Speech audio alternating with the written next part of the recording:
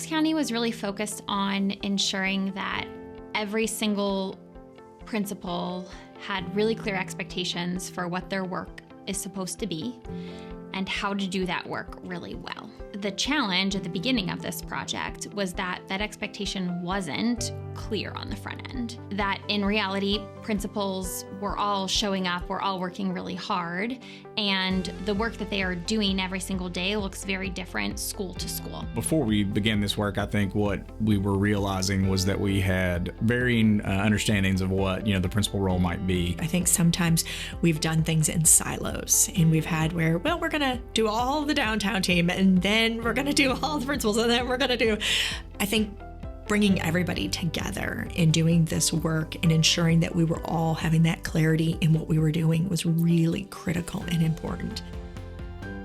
We knew that there wasn't a specific document that codified principal practice. I think some of that's accounted for maybe in principal evaluation, that rubric. But overall, we found that we had some inconsistent practice, and so we wanted to take a kind of a master document that put all that in one place. You set out in the beginning really just to learn a little bit about our principals themselves and ask questions of them and what they saw as areas of opportunity to get better and things like that. And I think it helped us to bring a meaningful response to what we were hearing from them. With the implementation of the principal playbook, it's really helped me to better calendar my support with my principals. It also has helped me to better understand how to be prepared with my meetings, my one-on-one meetings with my principals as well. Prior to that, we did have a structure in place, but this has been a really valuable tool to me to really look at on how do I use this agenda that's already created to really plug and play the problem of practice that I have with each of my principals to better support our work together. One of the things that the work is going to do is lessen the amount of fires that we have, because we have strong structures and systems in our building that permeate the work we do and that allow those fires to not either show up or when they do show up, for us to have a system to be able to work through them.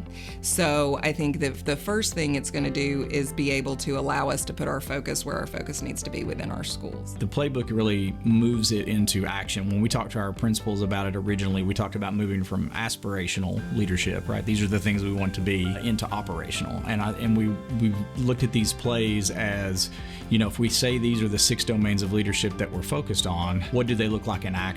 And what do they look like in action in ways that we would say are really important to moving schools?